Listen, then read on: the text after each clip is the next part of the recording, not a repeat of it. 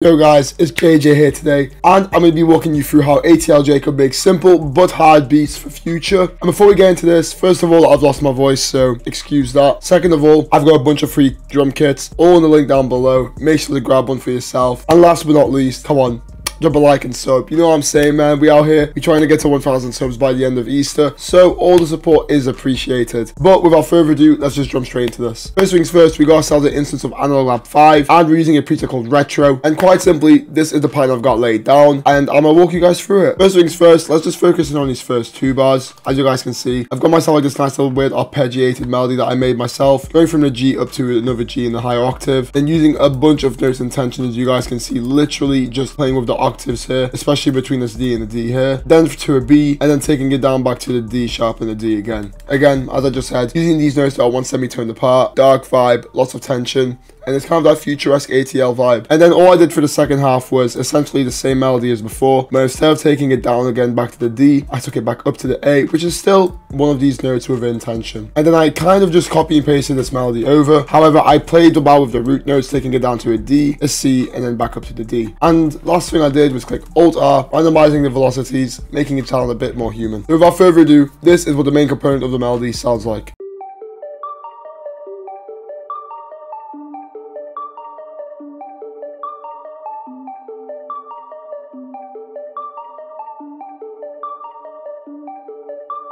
And there we have it. As you can see, it's nice, simple, but super effective, and it sounds like Future would hop over. For effects, first things first, we got ourselves an EQ cutting off all the lows, as you can see. And then next up, we got ourselves an instance of Valhalla Vintage Verb. All this does is just add ambient and of course a bit of reverb from the sound with these presets that I've picked out. And last but not least, I got myself back into the mixer track, and I just stereo separated it 28%. Next up, we are getting ourselves a bass preset from Analog Lab 5, and we're using the source bass, which is from the Soundbank Artillery. Well, all I really did was just follow the root notes, as you guys can see. Again, G, D, C, back to D. And it's quite simple, just like that, and straightforward. But this is what the bass sounds like.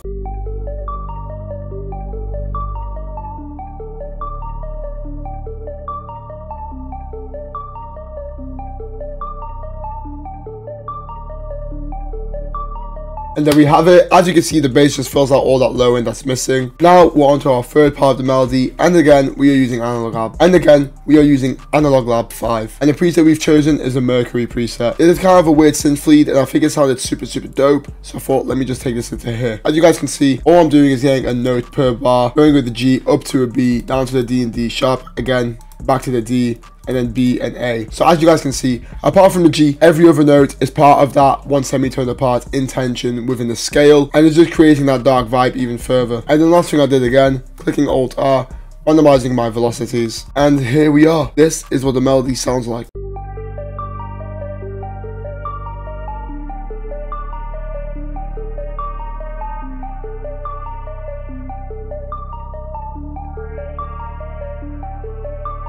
And there you have it. As for the lead synth, we've got ourselves a nice fruity Panamatic with these presets chosen. This just makes the sound move left and right between your headphones, you know, giving a bit of movement to the whole melody. Next thing I did was add this vintage chorus, as you can see. And on top of that, we got ourselves an EQ, which cuts off a lot of the lows, a few of the highs, and I'm ducking some frequencies over here. And to wrap it up for the lead, we got ourselves a Valhalla Vintage Verb with a fair amount of reverb, as you can see, being applied. And then with the lead, I stereo separated at 40%, just to widen it a bit in the mix, especially with the whole, you know, bouncing back and forth in the panning. Thought, let me just widen it a bit more, give it a nice little ambient vibe. And now, last but not least, our final component to the melody, we are using Analog Lab 5, and we are using a preset called the Orchestral Elements. So from what you can see here, it's relatively simple. I got myself these root notes placed, as you can see here, the ones that we've had from the previous melody in the bass line. And all I did was essentially just layer these chords over, which is a basic minor triad, going into another minor triad, but just taking it down from here to here, you know, giving it a bit of a tension vibe, a bit of that dark feel. And then I just repeat it again here and here, but I just take away the bottom note because I thought the D would fill in nicely. And as for effects, we got ourselves a very basic portal going on here. That's the first thing we whacked on, using a preset called the Symbiosis. Then I got myself a parametric EQ, and as you can see, kind of just ducked out a lot of highs and lows, and then just these frequencies, play with them a bit. And last but not least, some Valhalla Vintage Verb, just to add more ambience, a bit more reverb, you know, drown the sound out in the mix. And then I stereo separated this 80% just to really widen it so it's not too far in your face, and it just adds a nice little bit of a layer. So without further ado, this is what the full melody sounds like.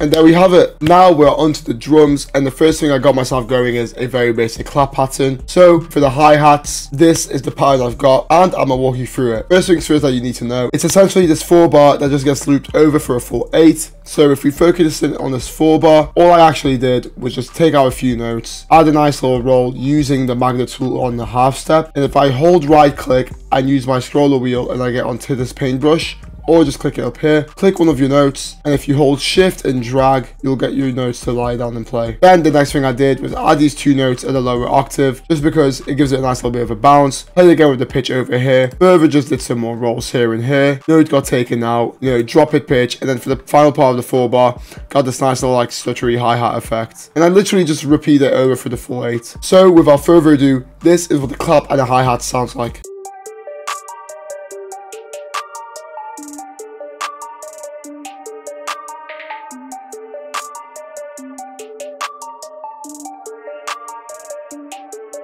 And there we have it. Next up, of course, we got ourselves the 808 pattern. But as you guys can see, it's essentially just the root notes being followed over by a pattern that I made. So first things first, we've got ourselves the G note. As you can see, this is the bounce we got going. And at the very end, I got this nice little roll going on here. This was yet again done using the half step tool. Just by zooming in, you can see. That's how we did it. Then for the D, got the same bounce going pretty much, but without the roll. Then took it down to the C. Essentially the same bounce as the D, but we just added this nice little extra note here for a bit of bounce. And then last but not least, when we took it back up, the same essential beat, it's the same essential 808 bounce, but we just added this nice little roll here and this nice little roll going towards the end. And as for the kick, we've essentially just got this following the 808 pattern, except of course it's just on the basic root note. And the last thing you guys need to know, when it comes to both my kick and my 808, if you guys noticed, my velocities are always maxed out. And the way you can do this is by clicking Control A, and the way you guys can do this is by clicking Control A and using your scroller wheel to max it out. The reason I do this is because it makes your 808 and your kick hit harder. It makes them punchier in the mix, so it's more appealing for producers and for artists to rap over. Gives it that whole trap vibe. So that's why we did that. And of course, with all the rolls incorporated into it, giving that nice little ATL vibe, this is what the 808 and the kick sound like.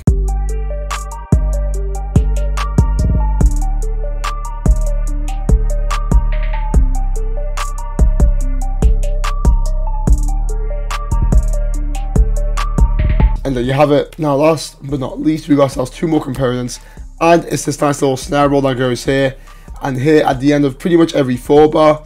Pretty simple and explanatory, as you guys can see. This can be done using just a basic step pattern and just having 3 of them laid back to back. And then on top of that, we got ourselves the open hat, which is the final component. We got this nice little pattern that repeats literally every 2-bar, and this open hat plays over where the 808 and kick hit, giving it a bit of a harder hitting sound. And ATL kind of does this in quite a few of his beats that I know of. And of course, as I said before, this is literally repeated every 2-bar, just so we got a full 8 going on. So without further ado, this is what the full beat sounds like.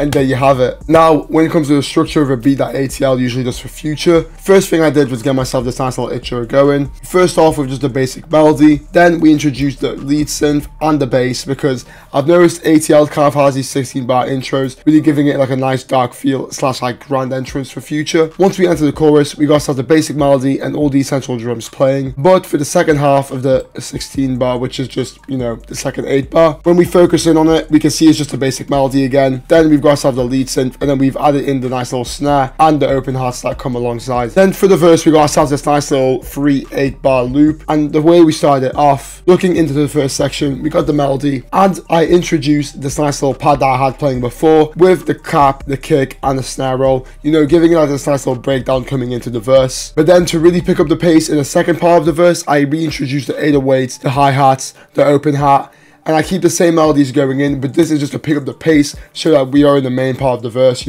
indicating to the artist, just drop your hardest bars. And then last but not least, we enter a final breakdown, which is also known as the pre-hook in my eyes, because it's the verse section just before the hook. And I've got my lead synth, my bass, my main melody, took out the pad, and then we just had this nice little clap and kick that came in. And all I actually did from here was hold drag, copy and paste this section again over here, and then once I copy and pasted it, all I did was copy and paste the chorus one more time to the very end, and there we have it, a full beat from ATL Jacob to Future, and that's how we do it. So thank you very much for watching this tutorial. I hope you guys have enjoyed it. Make sure to like and comment down below, obviously drop a sub, and thanks again for watching.